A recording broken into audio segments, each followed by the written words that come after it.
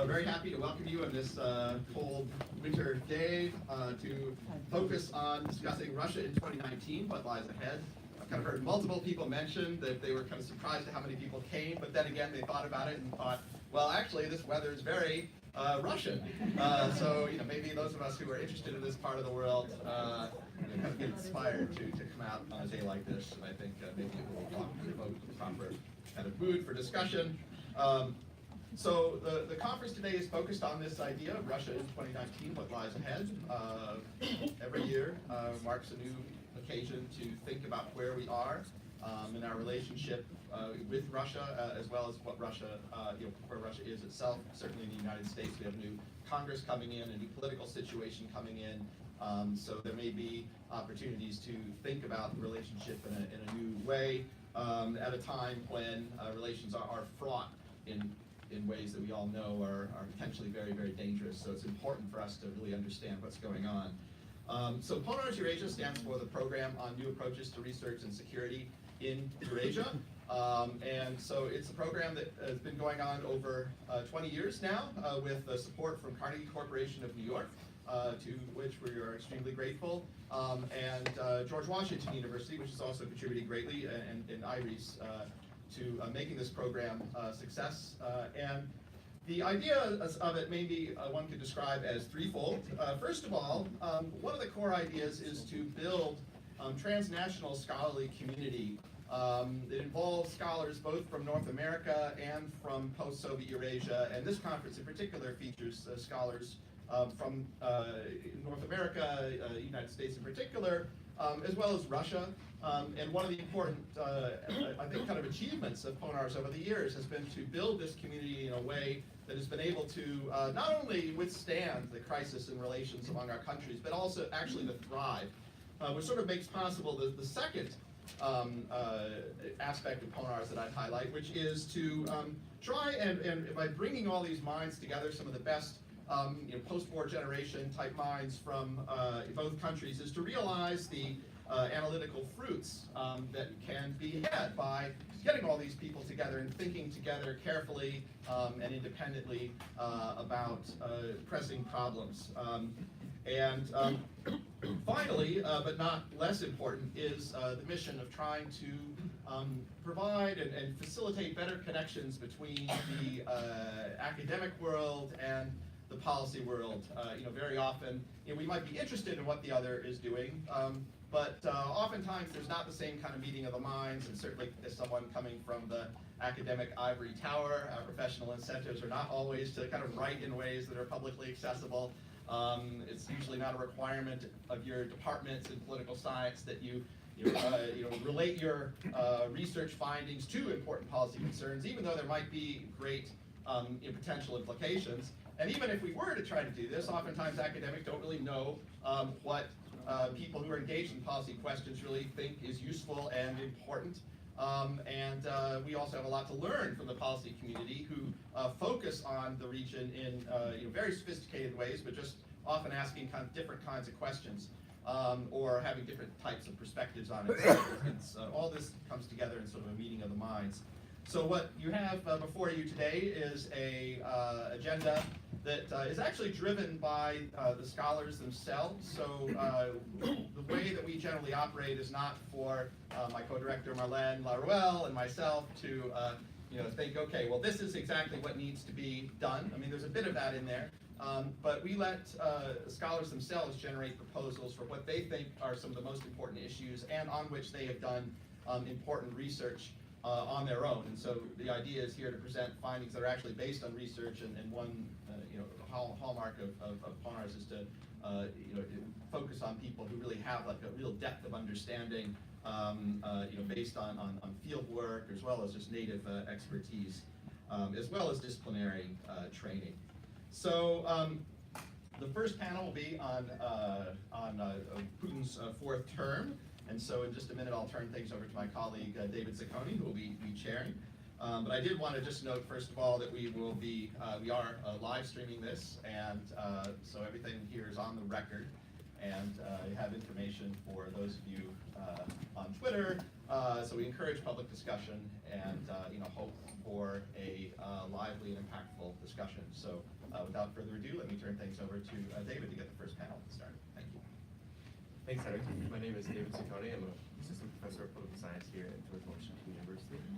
Let's jump right into this great first panel. We have 4 presentations and discussants. Each will last 8 minutes. We'll have 10 minutes for discussion, formal discussion from Maria. And then we'll open it up to questions and comments, and we'll have a good 30 to 45 minutes to do so. So to kick things off on this panel on Putin's 4th term, Brian Taylor from Syracuse University. The floor is yours. Thanks.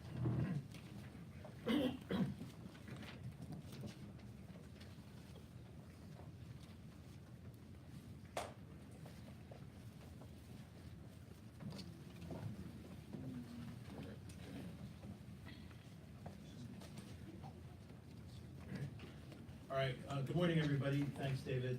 First, I wanted to start by contradicting our fearless leader, Henry, who said the weather outside is very Russian. When I pulled out my phone yesterday to see the temperature, I looked at Washington, I looked at Syracuse, where I teach, I looked at Minneapolis, where my brother lives, and Moscow was by far the warmest place in that list, by about 20 degrees. So we're actually not doing well compared to Russia in that respect, and maybe some others as well. So in this talk, I'm not going to talk about some other aspects of the domestic Russian political agenda, like the 2024 problem, which Nikolay is going to talk about, not public opinion, which Kirill is going to talk about, not youth public opinion, which Marlene is going to talk about. I'm going to talk about the publicly announced domestic reform agenda. And the key point is that the central economic goals articulated by Putin and Medvedev last year are highly unlikely to be achieved in the next 5-6 years. And the problems here are political and institutional and having to do with governance. And this conclusion is not news, and it's not new, and I think everyone on the panel has written something about this, and some people in the audience as well, but I think it's important to understand this at the beginning of this 6th Putin term. So, last March, in his election speech, as well as his address to the parliament, and then in a series of decrees that came out, Putin promised to decisively forward in development in his 4th term, which runs through 2024, called for the creation of a modern system of effective governance, put it forward the goal of becoming one of the world's 5 largest economies by 2025, which they had to later clarify to mean they meant in terms of purchasing power parity, not overall size of the economy, which is a somewhat different type of achievement. Achieving growth above the world average over the next 6 years, achieving an average life expectancy of 80 by 2030. 2 years ago it was about 72 and a half, so that's a quite ambitious goal.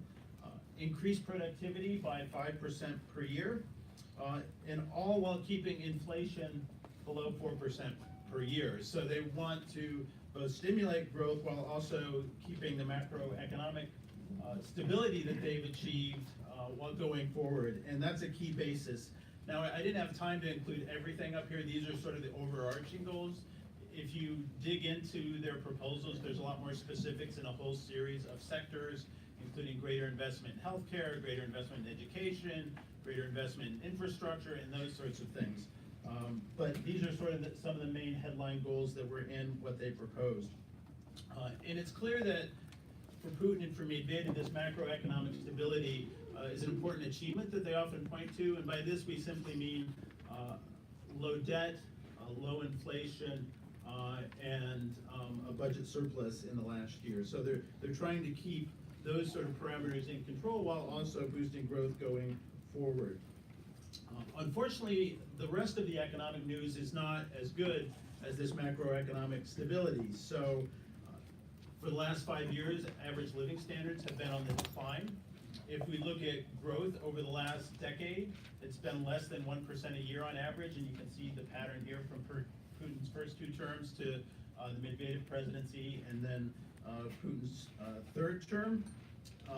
And in the last 5 years, average growth has been even lower than that, about 0.6% per year. So you can see already that this goal of boosting growth is running up against past tendencies. Economic forecasts, and these are both by organizations such as the IMF and the World Bank, as well as Russian economists and Russian state official bodies, put Russian growth through 2024 at about 1.5% to 2% per year. Now, Putin said that they should try and achieve growth higher than the world average, and the same international economic forecasters say average economic growth around the world will be 3.5% to 4% a year. So he's basically proposing that they grow faster than 3.5% a year at a time when all other economists are predicting growth around 2% per year or less. And they outline in these documents some of the things that they need to do to increase growth, and a lot of it has to do with things they've been talking about for quite some time, which is boosting investment and boosting productivity. If we look back 6 years ago, or now almost 7 years ago, to May 2012, they had a similar kind of exercise where there were a series of decrees, targeted goals in various sectors, and one of the goals, or two of the goals of that time period were an increase in productivity and an increase in investment. And if we look at what has happened since then, those have been basically stable and not increasing. So why are they in this situation of relatively low economic growth, declining living standards, even though they've achieved their broader macroeconomic objectives of controlling inflation and reducing debt? These are really political problems and not economic problems per se. The other piece of what they've been promising is changes in governance and public administration. And as I noted, they called for a modern system of effective governance. The chart you see here is worldwide governance indicators from the World Bank and how Russia has performed in these 4 different areas. Since 1996, government effectiveness, regulatory quality, rule of law, and control of corruption. Now, this is just one possible set of indicators, but it aggregates a bunch of different inputs into the data. And I think the main thing you can see from this chart is over the last 20 years, you see very little change in any of these parameters. It's a relatively straight line.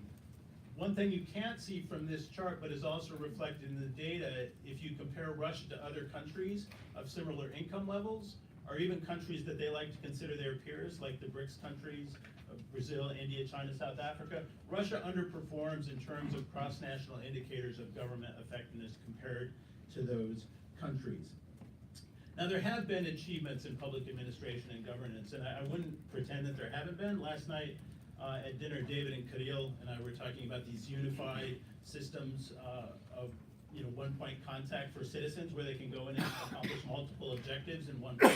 That's a new innovation under Putin and under Medvedev that have made things easier for citizens in some ways.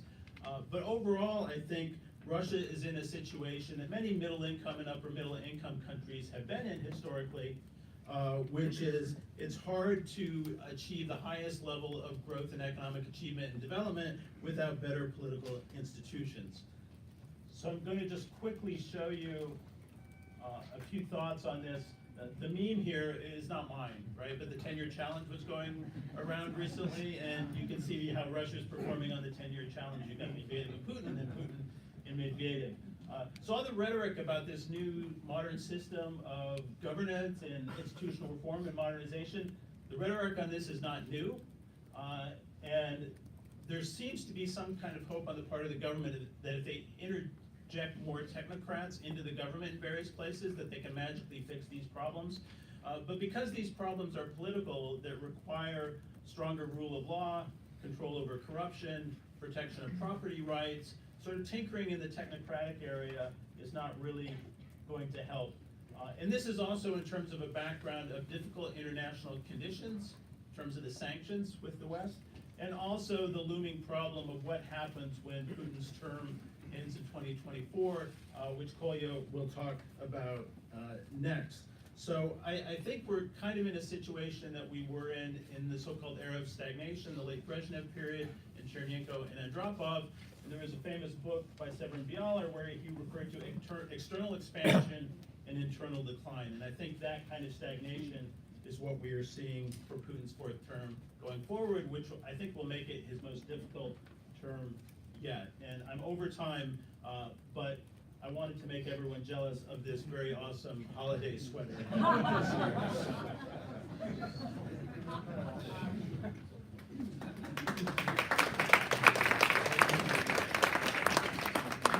You are completely forgiven for that. Next up, we have Nikolay Petrov from the Higher School of Economics. Thank you. fact that Brian did already give us all possible figures, and Kirill Rogov will speak next, makes me less restricted by rational reasons and being more provocative. So I would start with saying that the regime we've seen after 2014 is over. It's a good news. The bad news is that all changes in Russia, and changes are inevitable this year from my point of view.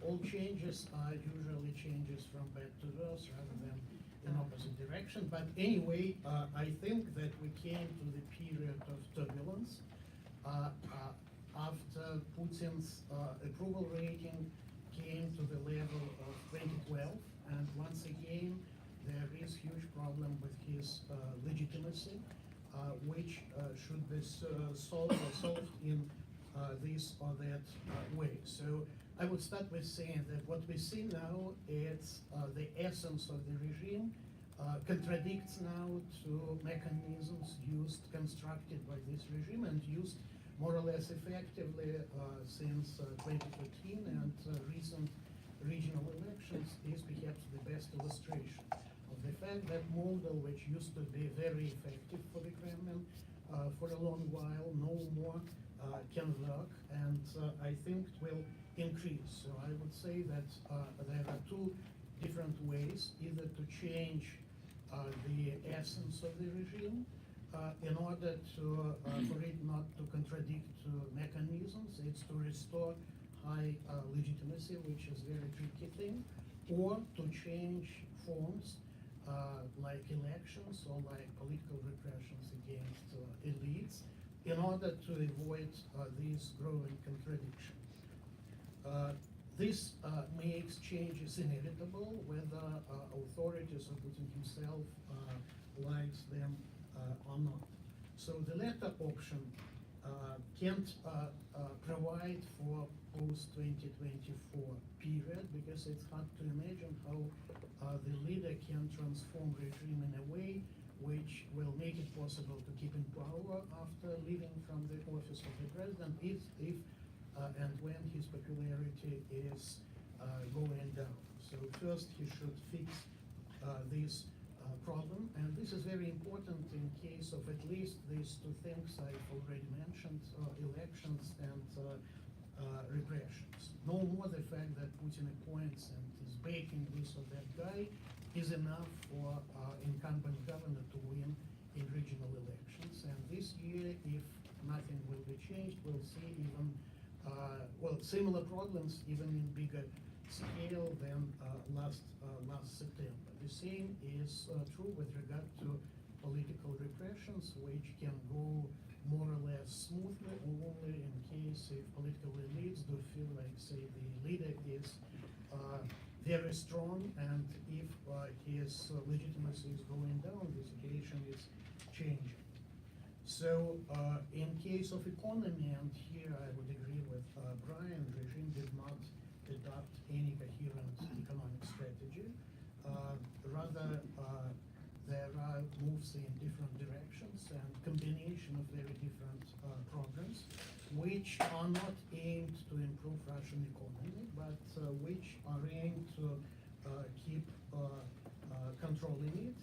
And it's understandable preference of tactical moves against strategy and waiting.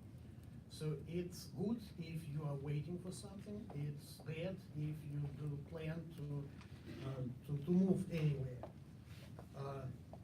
In case of elites, it's very different, and it's very interesting to look at what was going on with elites starting from 2016. There was huge reshuffling, and the last case is huge reshuffling of governors' corps. Like say 45 governors have been replaced in last 2.5 years, making them staying in charge of their regions less than a year in many cases, and about 2 years in average. And this is very strategic move. I mean, all these purges or political repressions against elites, first corporate elites, then regional elites, I would say it's very strategic move, very essential move, and it's not that easy to explain why exactly it has been done in a way it has been done. From other side, there is waiting, waste of time, like in case of the party elites, party leaders who are pretty old, who are not capable to play their role, or in case of some other elites, and with like Siloviki elites. In 2016, there was very serious reshuffling of Siloviki elites, but half of Siloviki elites are still in place. They are pretty old and should be replaced in near future. So double transformation is needed. First, it's transformation of the regime, or transformation in order to restore huge Putin's legitimacy, and we can speculate about how exactly it can be done. And second, it's transformation of the regime in order to let Putin to be in power after 2024, or earlier if he will prefer this second option. So the system can change not only due to these two reasons, but due to unexpected changes, which I think are inevitable, because all those replacements in elites led to much less professional and able governors, replacing better politicians, and that's why it's possible to wait that this year we'll see a lot of protest actions connected with local reasons. So this is very important to understand that last year the situation has changed in relationship between the society and the government, and no more the society can accept those things it would gladly accept before the pension reform, and any reason can provoke large-scale protest in near future. So where the system can and should go in case Putin is capable to restore his legitimacy, there are two probable options which are on the table now. One connected with chairing the Security Council and the State Council after leaving from the office of the President. And there are some signs that preparation of this option is going on, but I would emphasize that usually Putin likes to have several options on the table, and you never know which one will be used finally. And the second option is Belarusian option.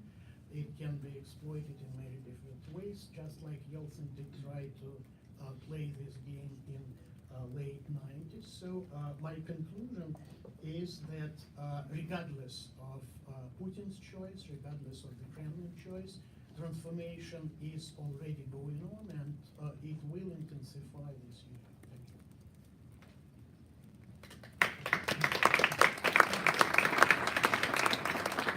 Thank you very much, Nikolay. Next up we have from the Liberal Mission Foundation.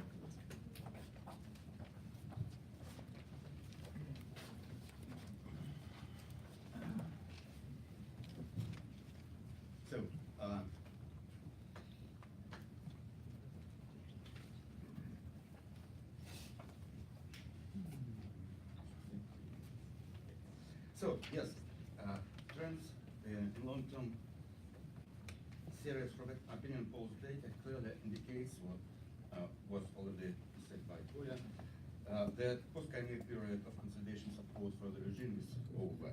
And we see here not only Putin's famous approval rating, but evaluations of the situation in the country as well. They also demonstrate a sharp downfall in 2018 July. Can you go louder, please? Yes. Absolutely the same figures public opinion foundation form figures demonstrate. So, but what those figures means, and what does that means for current regime?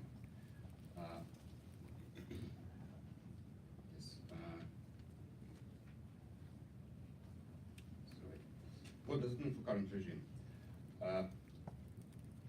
Putin's famous approval ratings is obviously inflated. We shouldn't discuss how and why, but actually we can say that approval rating in Russia, in authoritarian regime, under the authoritarian regime, means the different thing. It means under competitive regime. So it's something different. And while this rating on the average in 20 years of Putin career is about 75%, actually we see two threshold intervals of high support. It is when rating is about above 80%, and low support when it is about around 65. In high support regime, this high support mode, what does it mean? It means that, actually it means we can interpret it like that there are only about 15% of people who are ready to say that they are not approved, they do not approve Putin. And low support mode is the situation when about 30 plus 33, 32% of people are ready to say they are not supporting Putin. And this is a different situation. In the first situation, there is a huge super majority supporting Putin, and only small marginal group which do not support. So it is not social norm, it's marginal behavior. In the second situation, we have about 30% who are saying they do not support Putin, so it is minority, but it is minor norm, social norm. It is legitimate minority, and it's new social norm.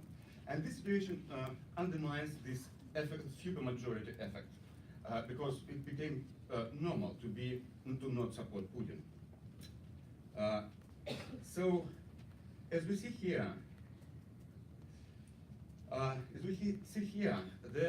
this situation of low support for the regime is not crucial for regime, and it is now the first time Putin experienced this situation in his career. And you see, it was in 2000, in 2004, 2005, in 2011, 2013, and now it's the first case. But it's challenging and dangerous for the regime because it undermines this effect of supermajority.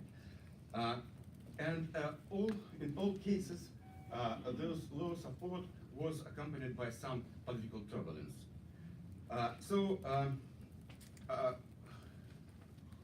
The way how it undermines the supermajority effect, one can see in this year regional elections, as Kolya already told. Now, this year, Kremlin lost several regional campaigns, 3 legislative and 4 gubernatorial, from 38. It is about 20%. It's not too much, but in previous 6 years, Kremlin lost no one campaign. So this is a very drastic move, a very drastic change. The way how it works, you can see here. No, here. The problem was in government elections, when the incumbent could not win in the first round, in the second round he suffered a crushing defeat, because not only all people who were in the first round voted against him, 12% of registered votes went to voting stations for the second round, where they didn't participate in the first round, to vote against incumbent. This is protest voting consolidation, and it led to crushing defeat. So while those people didn't vote in the first round, being convinced that the outcome is predetermined. But while the invisibility of Kremlin's candidate was questioned, it mobilized them for protest voting. So that's why this situation is very dangerous. The effect of supermajority not only demoralizes a position and demonstrates to elites that loyalty is the only game in the city, it also provides and supports a sort of extra legitimacy for the leader. He became here not the first player, but the game changer, and it supports his right to violate and to change rules of the game, to change constitution and so on. And that is why, no doubt, that Putin needs to do something to get out and restore his popularity and to return to this high support for the regime mode. And we see here that in previous situation, he did this. There are not only downfalls, but three three rise after this downfall. So regarding the causes of the current, sorry.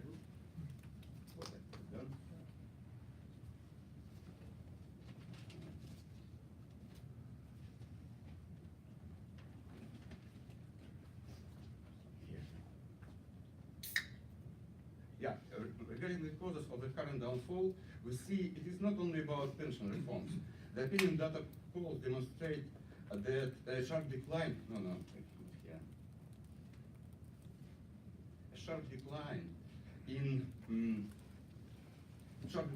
pocketbook evaluations started after the presidential elections in March. It looks as if a small economic crisis happened again. I mean, this downfall. Downfall in pocketbook evaluations. Yes, and this downfall is not, the red line shows real, not perceptive, people's incomes dynamics. So we see that this decline was the result of budget consolidation and consolidation after presidential elections. So in fact, we see that in 2018, the regime, Kremlin, told to people all bad news. First it was budget consolidation, second it was pension reforms, and tax growth. So, and in this perspective, this downfall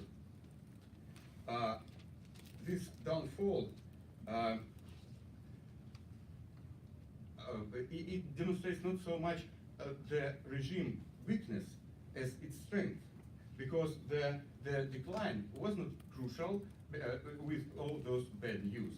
And the same thing Putin did in previous cycles. So in 2000 and 2004, the decline in support was the result of his reforms, that give him some new opportunities, and they were he was overcoming those declines. The question is about this. Yes. Yeah, about this time, because in 2004, 5, it was very favorable economic conditions.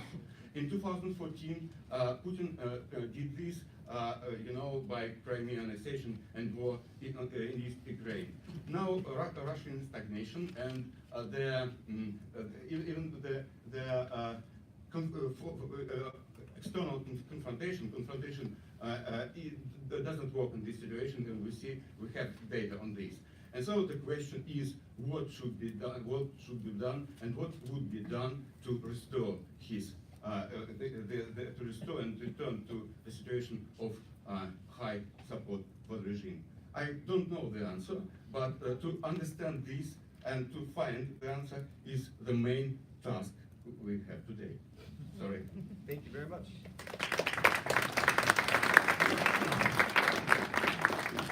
And our last presentation is from Marlene and Laruelle from George Washington University.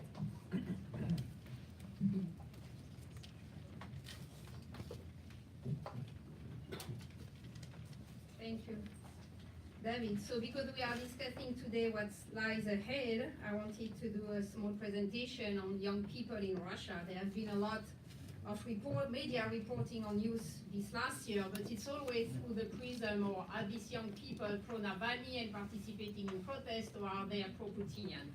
And what I would like to do here is to try to go beyond that dichotomy, but also beyond politics, to show you that you can be both at the same time, and there are many ways of expressing an identity that is not only restricted to your political perception. So if we begin with a kind of very brief sociological sketch. So first, how many people are we talking about?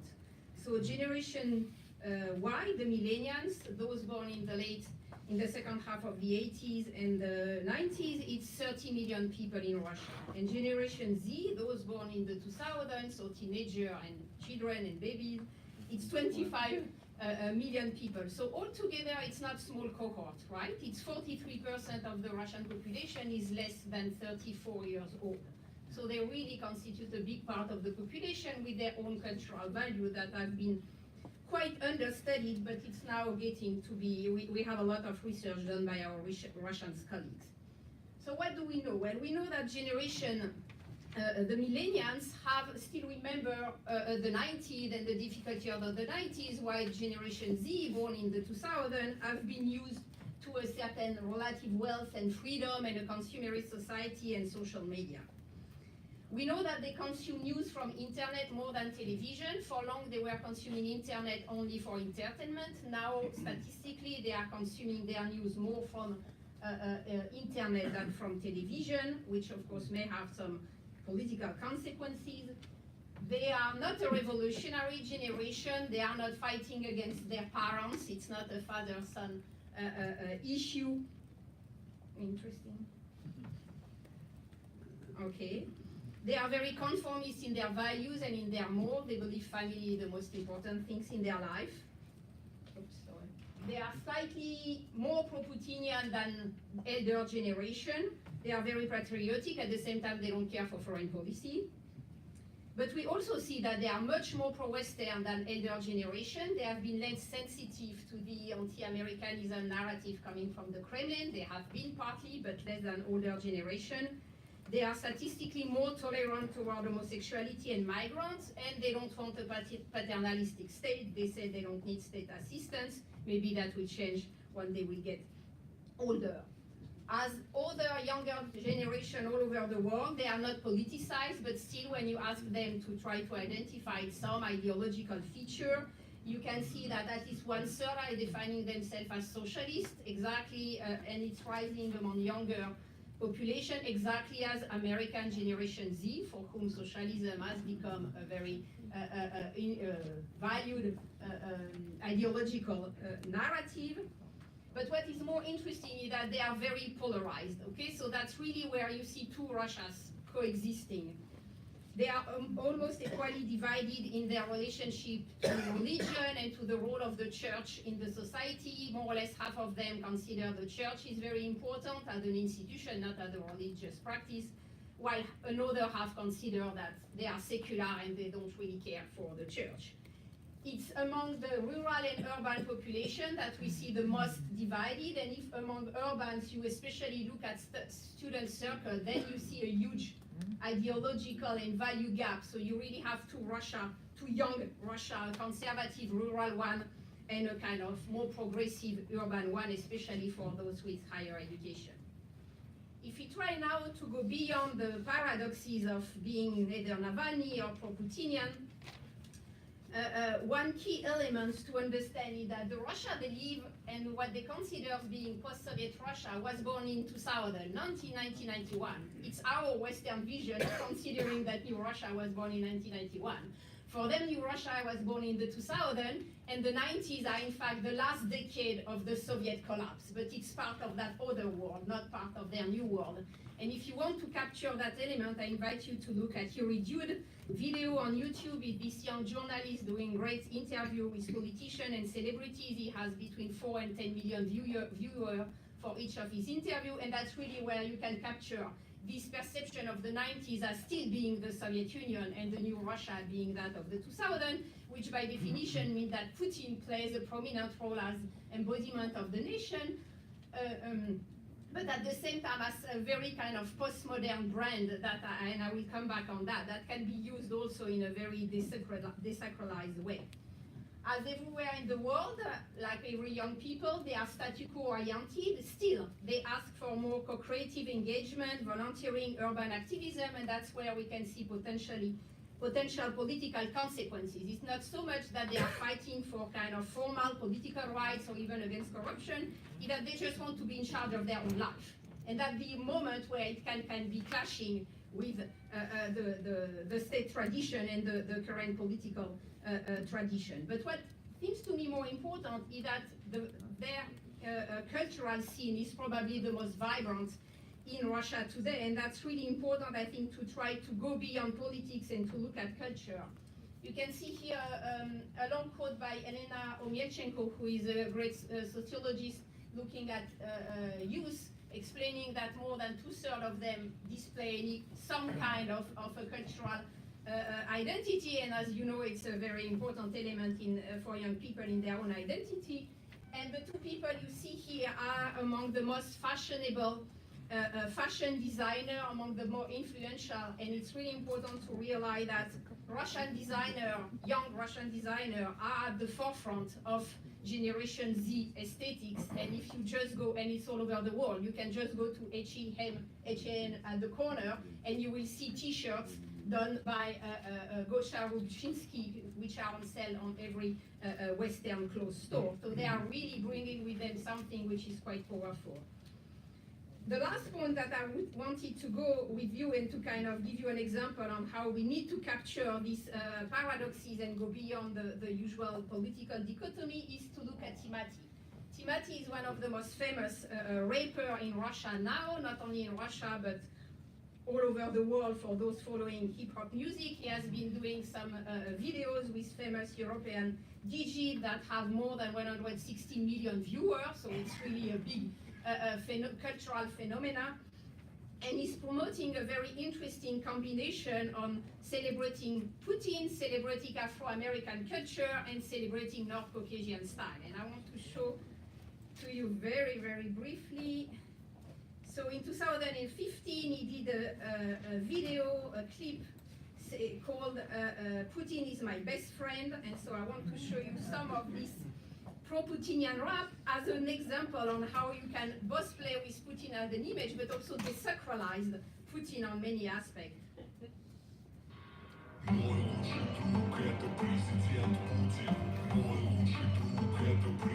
So it's a very patriotic song.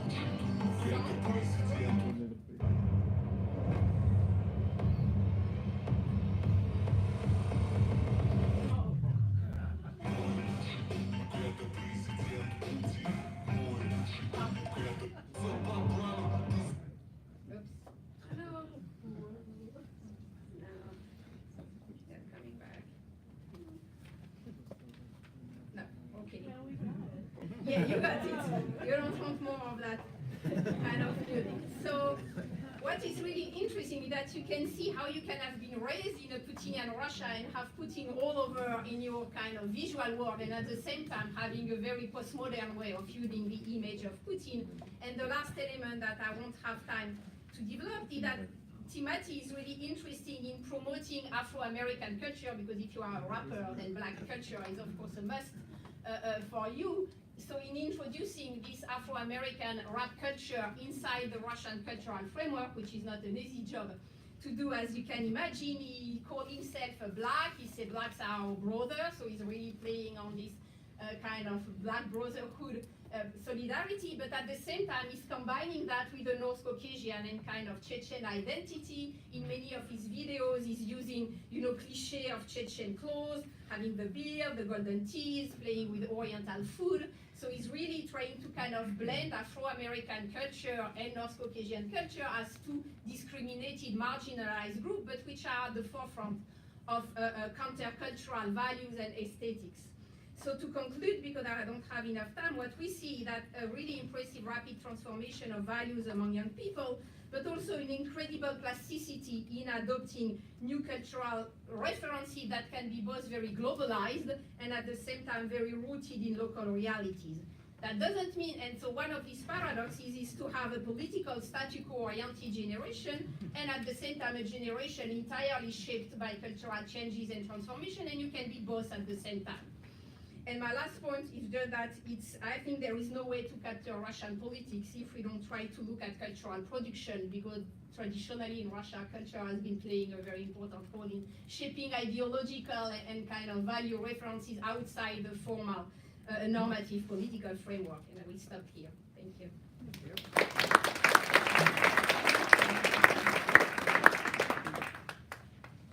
We're now honored to have Maria Lippman give 10 minutes of discussion on the 4 presentations.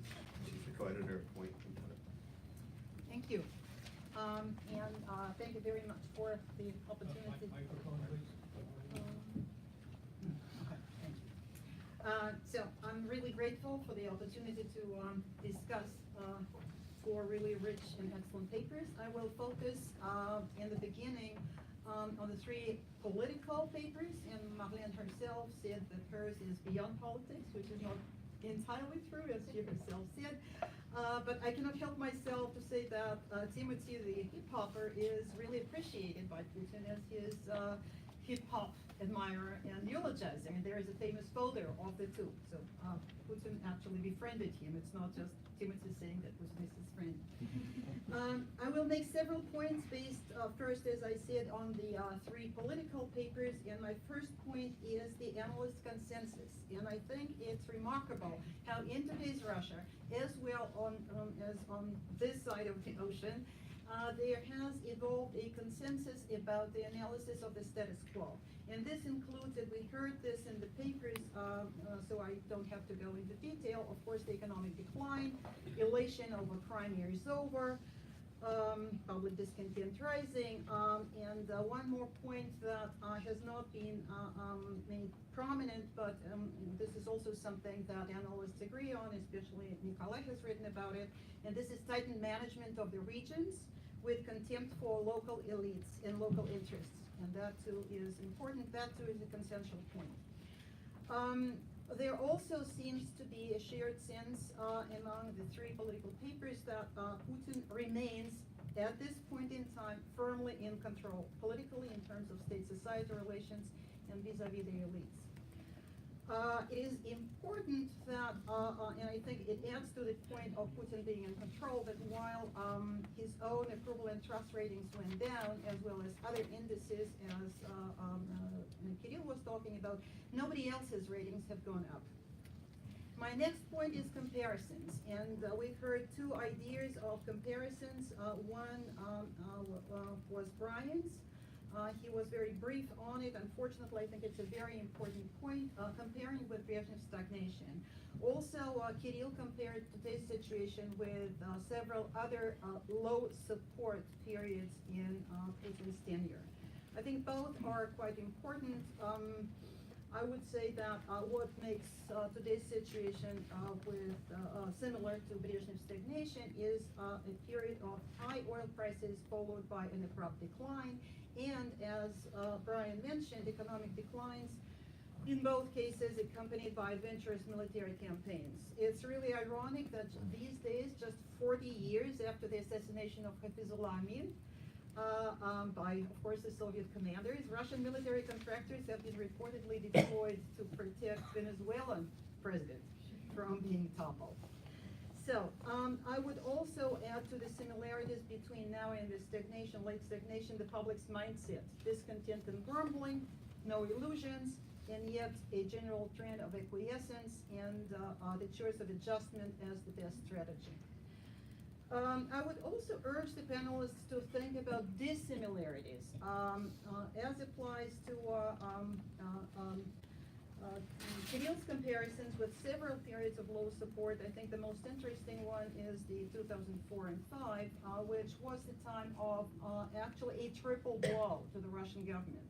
Not just the low support period, but the three blows were, of course, the benefits for cash reform, followed by mass protests, the Orange Revolution, and Islam. All three were really painful and horrific blows to the Russian government.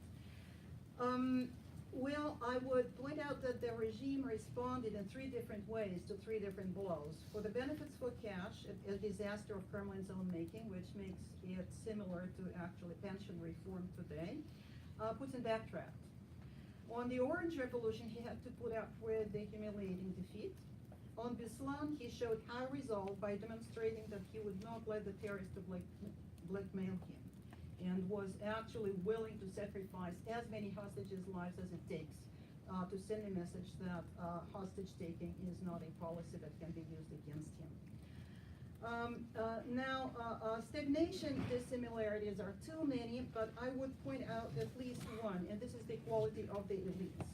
The sclerotic octogenarians of the 70s and 80s were used to guaranteed entitlements and relatively peaceful existence with no vicious rivalries, and the memory of life and mortal fear was by then pretty faded. Now, today's elites compared to that are young and dynamic, always on the alert, used to highly competitive and high-risk environment. It is unfathomable in today's political environment that a Gorbachev would be promoted to the top, start making decisions gravely undermining the very livelihood of the elite and get away with it. I would quote on a lighter side Igor Ligachev, who in retrospect said Mikhail Sergeyevich played us for dupes. When we caught on, it was too late. So this is something that's totally inconceivable, I think, in today's Russia. One more point that I would like to make, and it was, I think, most prominent in Kirill's presentation, and this is resilience.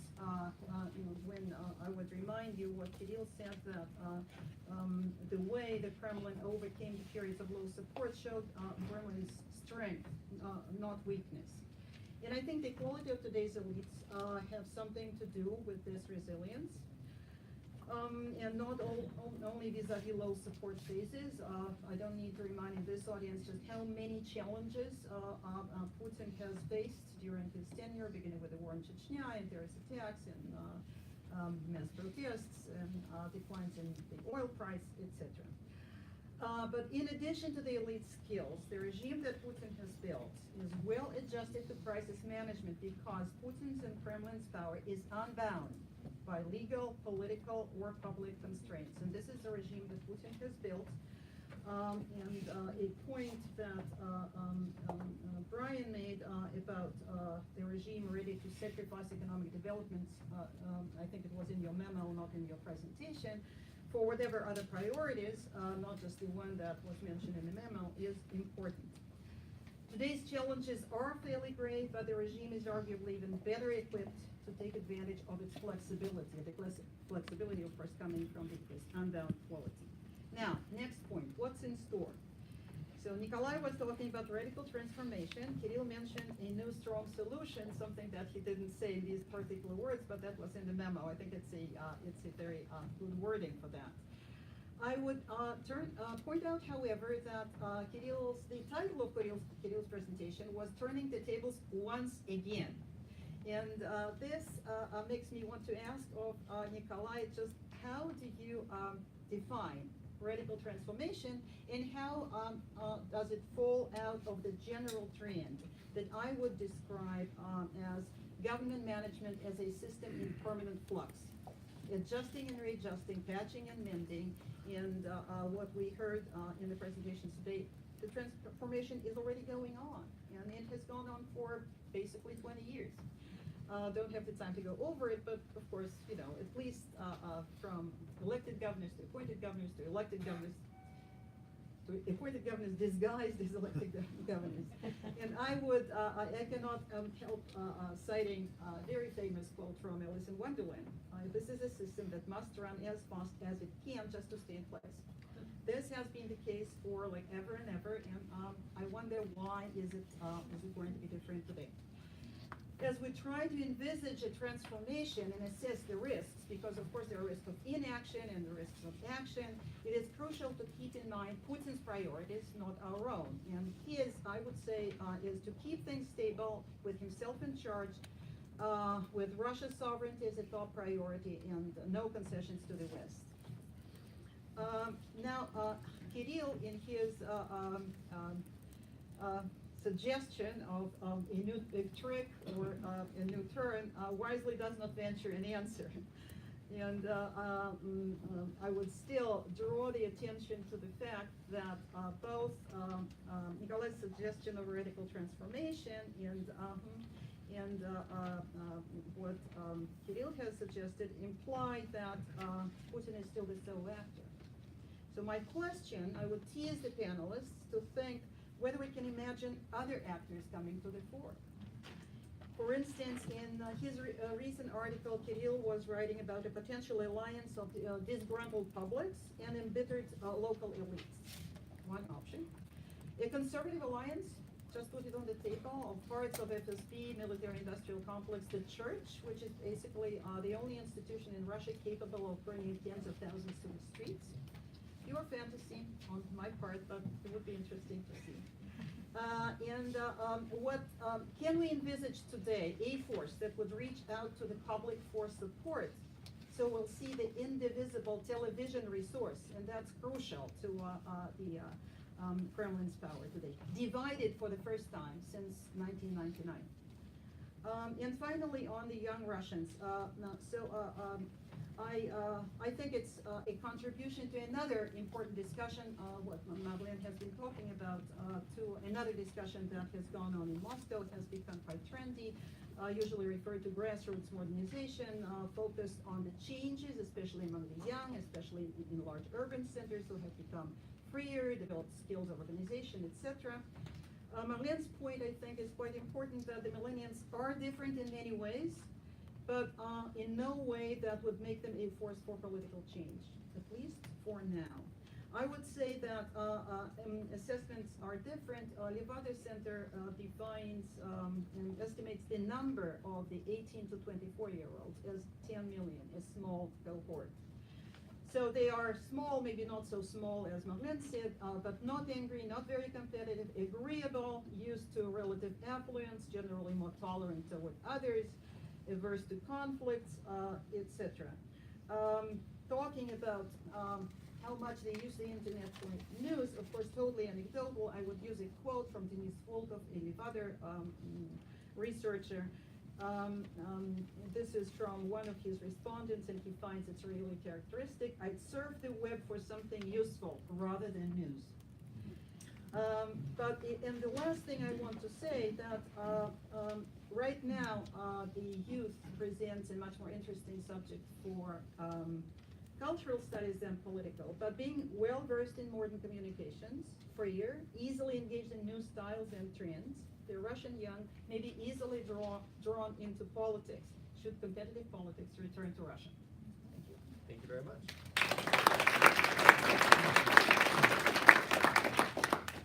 All right, I'd like to open it up to the audience. Please introduce yourself before the microphone comes to you. We've got a couple that are floating around. And please keep your comments and questions brief. I think I saw this hand first. Thank you. My name is Irina Linteva. I'm a visiting scholar at Leeds. Could you talk a little bit louder? And from St. Petersburg. My question is to Marlene, and maybe it's more common than a question about youth. Actually, thank you. It's a very interesting presentation about this cultural aspect and cultural view of Russian youth culture.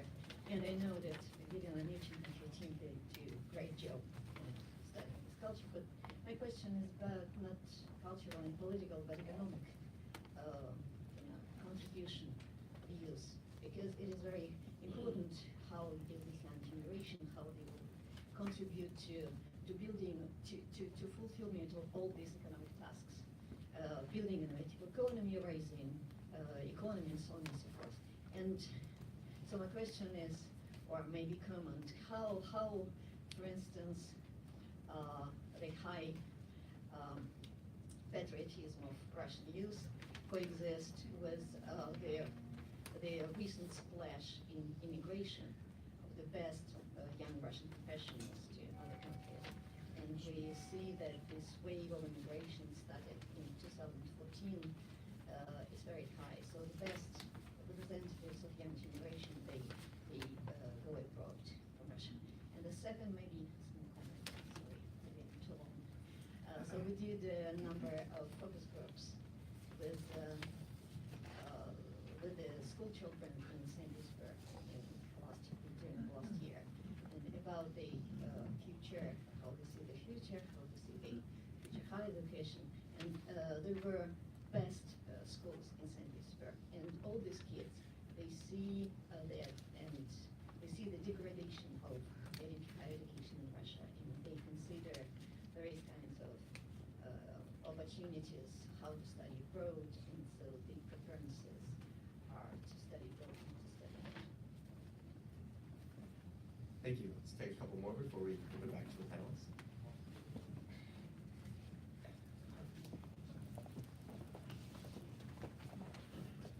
Thank you. Harley Balzer, Georgetown University. Rick Vikolia, I heard you say that the elite transformation turnover was strategic, but I didn't quite get what the strategy is. and I'd love you to elaborate on that. And for the whole group, you know, I'm glad that stagnation got introduced into this. The last time I taught my political economy of communism class, the favorite reading this I gave to the students was Gertrude Schroeder's Treadmill of Reform article. And I'm kind of curious to see, you know, Brian in particular, all of those reforms have been in every one of Putin's speeches since 2000. Sigal and Shevchenko just, you know, did a chapter and verse on this in his newest book. And it raises the same question Schroeder raised. How does an elite with power and wealth give it up because it's the right thing to do? Thanks.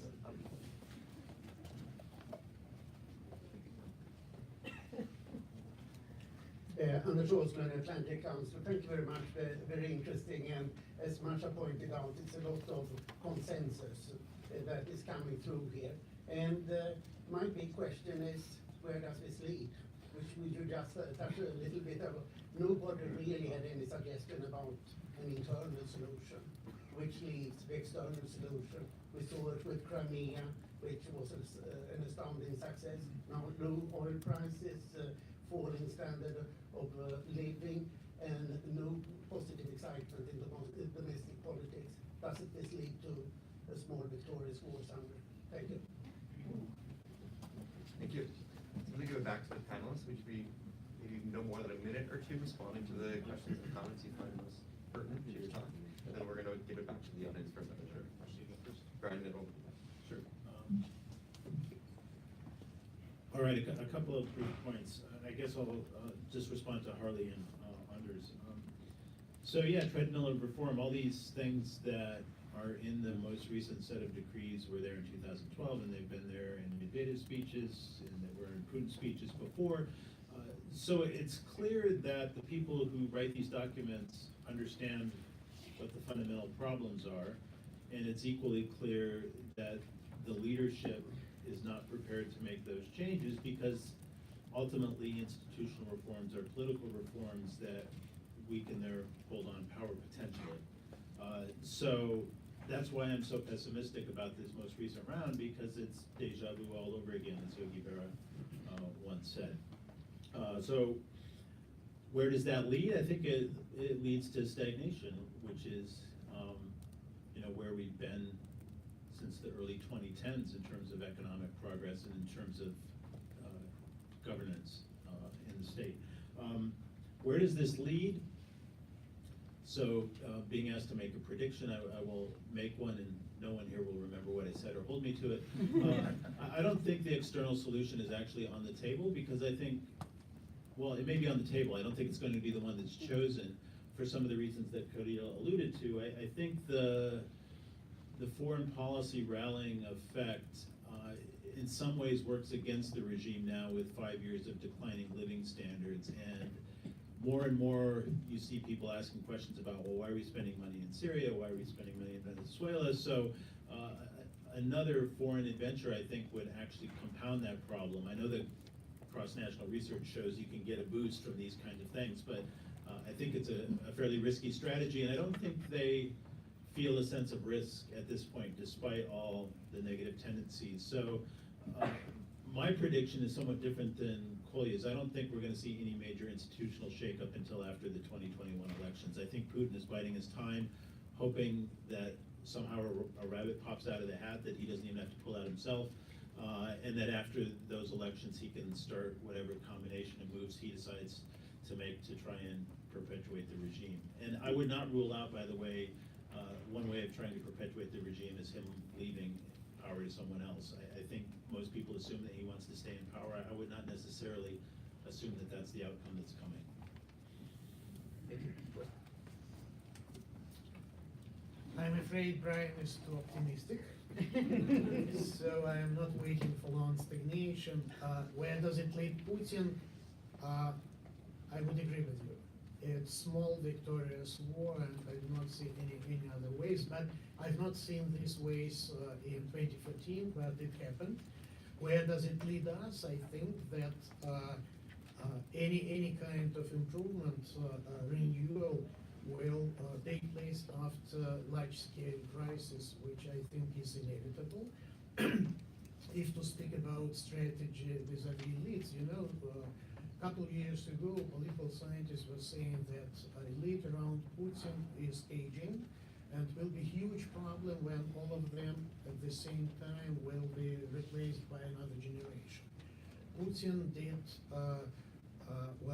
start large-scale reshuffling of elites in 2016, and now we do not have this problem. We do have another problem. There are no more Putin's comrade-in-arms around him. They are silent servants, subordinated to him, of new generation, and it makes regime very different from what it used to be. But I do not understand, well, a year ago I was sure that all these replacements of governors by former Putin's bodyguards were not aimed to lead these guys to manage regions, but were needed at a time of transformation just to control most important regions. Now it looks like the idea is different, and we do see continuation of the same trend when so-called young technocrats, either from secret services or from the government, are coming to replace governors, and it creates huge, I think it increases risk of instability, because these guys are not capable to fix problems in a kind of turbulence. So they are good perhaps as commanders of concentration camps, just to keep everybody under control, but it's at a time of stability, and if Brian is right and stagnation will take place, then this is wise move, but I doubt. And my last point is connected to legitimacy. In 2012, Putin did face this huge problem of declining legitimacy, and it was when he did start this move, which culminated in 2014. So it has been changed. He got very understandable price. He did increase his legitimacy essentially, and now it's back. So Putin is back to 2012. And there is nothing he can do in economy, because even the best plan worked out by Putin will not promise any improvements in a short while. So it's not needed to Putin. That's why Putin's plan is pushed out, and there are no ways to improve economy quickly. This leads me to Anders' idea that the small victorious war is perhaps the single way out. Thank you. Yes, I also have a few remarks on this. I'm going to start from this comparison of stagnation now and stagnation in late present time. I think there is a very important difference between two. It is about in late present time and early Gorbachev times, the readiness of the regime to repress was declining, while now it's rising, and this is a very big difference. Actually, the level of repressiveness at that time was higher, but the direction was opposite. The second remark is about these strong solutions which could turn tables again, once again. I think the most inertial scenario, maybe the best, is well known. It is the union with Belarus. Just imagine, I would like to present this scenario. Later in this year, at the end of this year, Putin and Lukashenko will declare that they are signing a treaty about the union, which is called Union of Sovereign Slavic Republics. But it wouldn't be a new state. Russia and Belarus would be sovereign states presented in United Nations and so on. But they announced that ruble is the only currency. Board, custom, maybe army will be unified. It will be one, and they declared 4 years transitional period to make to agree of laws and so on, and to prepare a new constitution, which would be voted on a referendum in 2023 or in 2022 maybe. project for this Putin's term, and this is the project in which will legitimate his stay in power, and it will be voting for president. It will be president and vice president elections in 2023. This is scenario more or less realistic. What about small victorious war? There is a new condition. Now the situation is like that Russia should be attacked. If it will be Putin's initiative to start the war, it wouldn't work. So if Russia would be attacked, so it will work. So the rally around the flag will work, but only in this case, not if it would be his initiative. Irina, thank you for your great question. So on the immigration of the highly qualified, skilled young people, yeah, and the trend in fact began 2011-12, so it's even not 2014, even not Ukraine. It's a new wave.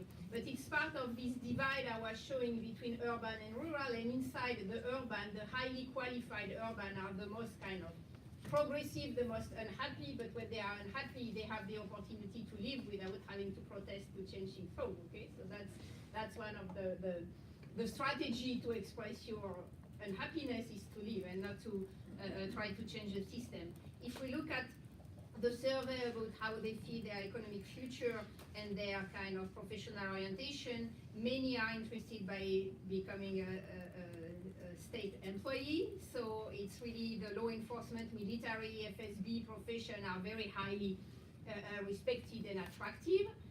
You have a smaller part, I mean, still not a majority, but a still important part that want to go to the private sector, but it's a private sector understood as a kind of service, retail thing, so it's kind of modest private sector, no big attraction for industrial job or for manutention, but that's the trend that you have everywhere in the world. So you still have at the provincial level a kind of blue-collar culture that still exists, but it's also getting changed a lot with immigration as everywhere in the world. So I think the trend we see is a kind of slow economic and industrial decline with small kind of innovation niche that can survive, which means that for young people, it looks like a majority wanted to be state civil servant, a small minority in the private dynamic innovative sector, but this sector will be small, and a kind of decline in terms of industrial creation and innovation. So that seems to go quite well with the general trend of the Russian economy. Thank you. Let's turn it back to the audience. Wait.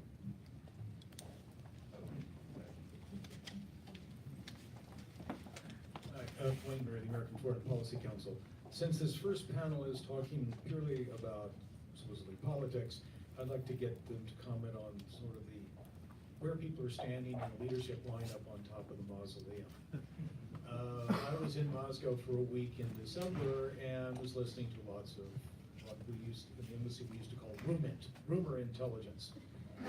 And it all had to do with people. And some of it was about that Medvedev would really like to do a lateral move over to replace Alexei Miller at Gazprom, that would be a comfortable place for him to establish himself for the long haul.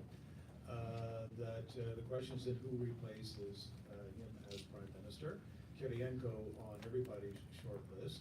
The mayor of Moscow obviously positioning himself for the future in very impressive ways. But I was also struck by how many people were talking about a future for Nabiullina. Now, I don't expect to live long enough to see a woman as president of Russia, but I was struck by how many people felt that she at least had the potential to become prime minister of the country. And that some of the other figures from sort of the power forces were much less talked about. But that I would like to ask those on the panel who care to talk a little bit about some of these personalities issues, because we only really talk about Putin. I mean, I heard some people talk about Putin's future as essentially in a Lee Kuan Yew mode, but that there would be other people filling positions like the presidency, the prime ministry, head of the Constitutional Court, the State Duma, so on and so forth, that would actually be doing the day-to-day work. So I'd like to ask people for their thoughts on some of these personality issues. Thank you. More questions? Dmitry Gorenberg, CNA. I had a question for Marlene, actually, about rappers. So you mentioned Timati and was prominent Putin rapper. There's also a lot of attention in the last few months about opposition rappers, some tamed, concerts canceled, and so forth. And I just wanted to ask what how that square, and with a lot of popular support among at least that subculture for those people. So I just wanted you to comment a little bit on how that squares with the sort of the apolitical nature of and the pro-Putin nature, what you were saying about Russian youth, and if this is just a small subculture, something that might grow, or just where it fits in. Thanks. Okay, we can take a couple more. Yeah. Hi, Andrea, excuse me, from CNAS. And especially for Marlene, you talked about how the younger generation has more pro-Western orientation. But just curious about attitudes towards China and whether or not that's been changing at all. And if any others have thoughts on kind of how the public thinks about China, that would be much appreciated. Thanks.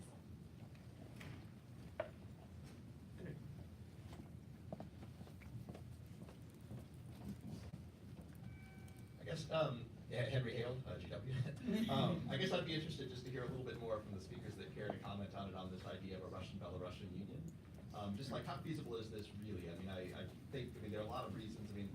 Historically, there's been resistance to it in Russia, especially among kind of economically oriented actors. A lot of them, or their acolytes are still in place. And on the Belarusian side, what incentive does he really have to do it unless it opens up some way for him to compete for the presidency of Russia, which would seem to be a threat to the regime. And so I just wonder kind of how the dynamics might realistically work out there.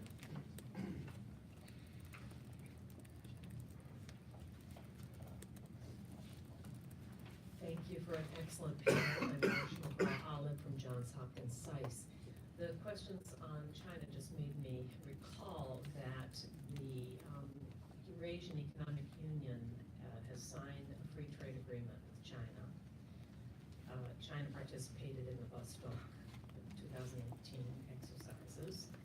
China recently objected to sanctions against oil infrastructure on Russia. Is there a potential way out of economic stagnation through an Eastern term? Thank you. I think we have a lot to work with. Why don't we go in the reverse order this time? Marlene, you want to start us off? We'll go the other way. Thank you. So rap is globally apolitical. The majority of groups are not political, depending how you want to define politics, because they are also promoting values like drug use, not respecting the police or the law enforcement agency. Crime can be a value. So you also have this kind of gangster culture, which is part of rap, that you can consider as having a political narrative. But globally, the rap culture is mostly apolitical. You have some small protest-oriented groups. You have also a kind of orthodox, pro-orthodox, conservative value rap. But what is interesting is that, the presidential administration kind of got caught into the movement. So some people in the administration decided to cancel, in the government, to cancel some rap concert. And when they saw the reaction, they had to kind of go back. And Putin made a relatively positive statement on the role of rap music. Even Narishkin had to say that maybe we should give presidential grants to the promotion of rap culture. So they very much feel that they cannot really go against this kind of cultural expression and have to find a way to kind of co-opt it. So people like Timati can be co-opted quite easily when they bring this kind of narrative, but at the same time, it's not a control movement, because Timati can at the same time celebrate, like attacking law enforcement agencies. So they have to manage this kind of dichotomy in kind of trying to co-opt and not repressing, and at the same time they cannot really control that because it's really a grassroots movement and culture. So I would like to comment this. Just sorry, on the China things. So on the survey we have the most preferred foreign country for young people, US, Europe, and China. So China is quite positively assessed. There is no kind of, yellow peril narrative coming from the young Russian. But what is of course interesting politically is to see the gap between older generation buying more the anti-American narrative and the young people not buying it, not because they like us here in Washington DC, but because they like rap music and Silicon Valley. Okay, so depending on how you formulate what is US soft power, if you formulate kind of liberal value Washington power, they don't really like us. If you formulate American soft power as being Silicon Valley and cultural production, then of course they are much more positive and much more influenced by that side. Okay, so I would like to comment this room intelligence and this problem of personalities, but without personalities. I only want to say that you can see that Prime Minister, or Putin's Prime Minister, is always weak figure, and so you could cast from weak figures, political figures, who will be the next Prime Minister. The second is that actually there is Russian government has economic politics with its priorities, and they're very political. So the idea is to strengthen state finance, even sacrificing people's incomes and economic growth. And this is Putin's priority, and he has come to this Nabiulina and so on, very sufficient good comment for this. So there's no any special need to change government. Maybe Putin needs more prominent figure as Prime Minister to concentrate on him dissatisfaction with economy. Maybe this is because Medvedev is old figure, and so now people direct the dissatisfaction to Putin more than before, and this is uncomfortable.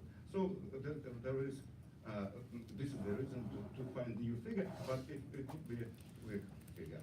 And the last comment on China is that yes, China is appreciated as a good country, but there's no any appreciation of some Chinese fashion.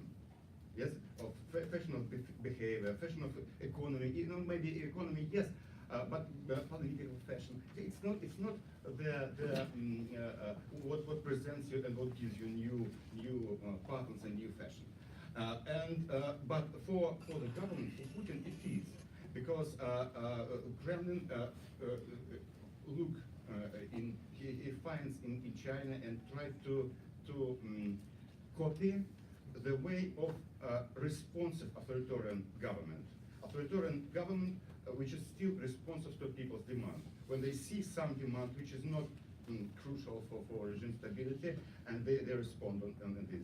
And even if it disturb a good regime, they will respond, because this is the idea of good authoritarian government, of responsive authoritarian regime. So for Kremlin, it is a fashion. Thank you. I'll take two questions.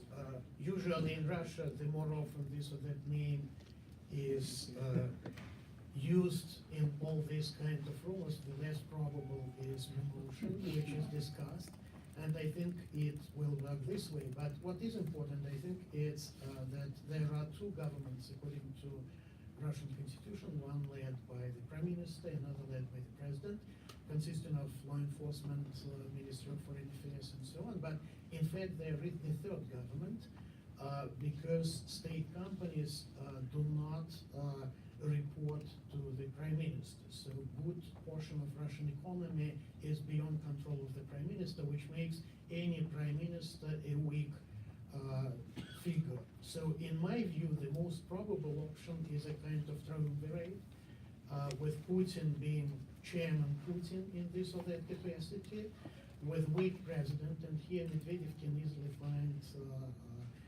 his position. And well, the rumor is that for pretty long he was asking to take control over Gazprom, but in fact it's controlled not by Miller, it's controlled by Putin. So that's why I don't think this is a very probable option. But Medvedev can easily become a weak president just to meet ambassadors and to demonstrate something, and that's all. And the prime minister, well, Anton Silonov, who is now first deputy prime minister, he's not a strong figure, but he's cashier and he's given money, and in this capacity he can easily lead this small portion of executives which is called Government of Russian Federation. Russia-Belarus, I think this option can be used in case Putin will not manage to restore his legitimacy, just like it could be used by Yeltsin. The problem is that since late 90s, Lukashenko was staying in line to become the president of the Union State. And that's why he hates Putin, because due to Putin's coming to the throne, he lost this thing. And to once again to become person number 2, I think it's absolutely impossible for him. So two authoritarian leaders can hardly agree about this kind of the Union State. That's why I think that I would support this option. It's better than small victorious war, I think. Although they do not contradict each other. But I don't think this is very probable.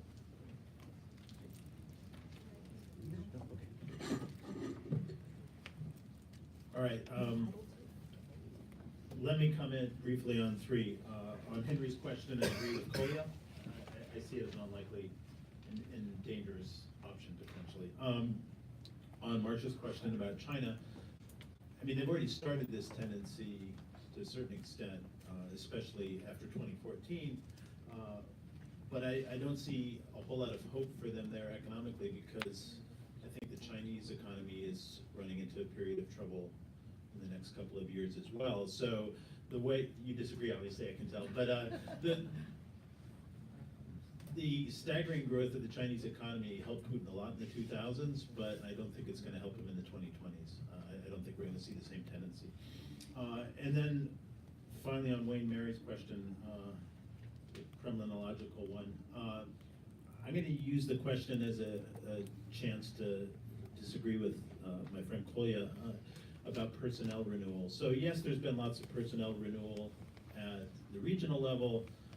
There's been some personnel renewal in the government. There's been some personnel renewal among the Slovak key slots, but I'm still struck when you look at a regime that's been in power almost 20 years, how many of the exact same people are so influential. I would start with Patrushev, I would start with Medvedev, with Sechin, with Gref, with Kovalchuk, with Zolotov, with Bortnikov. There are still a lot of the same people around, the Rotenbergs, right? We can argue about the influence of one or the other of those actors, but I'm struck, Chemezov I forgot to mention, who I think the rumors I heard in Moscow in the same time frame were that he's like trying to expand his influence beyond the military-industrial realm to several other important realms. So I see more similarity in terms of the personnel stagnation from late Putinism to late Brezhnevism than the rest of my panelists. Would you like the final word? Just small, very small remarks. And one to the very first question about the seeming contradiction between patriotism or nationalism, however you define it, and immigration. I would just point out the example of Central and Eastern European countries that have been losing a substantial part of their population and will be losing in the years to come. It's those who leave may not be very patriotic, but those who stay are. And this changes the situation within in the direction of growing, rising nationalism, not the other way around. That's one thing. And one small remark about a war, whether it's small or victorious or not, I would say that that would be also an act of desperation, something like what Kolya just mentioned, just like Belarus. If the patching and mending doesn't work, then this can be an option. But unlike Crimea, which has worked to produce an upsurge of euphoria and elation and wonderful mood, a war out of desperation could be actually a pretext or an excuse to open rhetoric of tightening the belts and more repressions. So that would be quite a different effect of a war if the system resorts to such an option. But for my part, I actually trust in their abilities to patch and mend. Unfortunately, that's all the time we have. Please feel free to approach all the panelists and discuss any other questions in the 30-minute coffee break that we have right now. But let's thank everyone for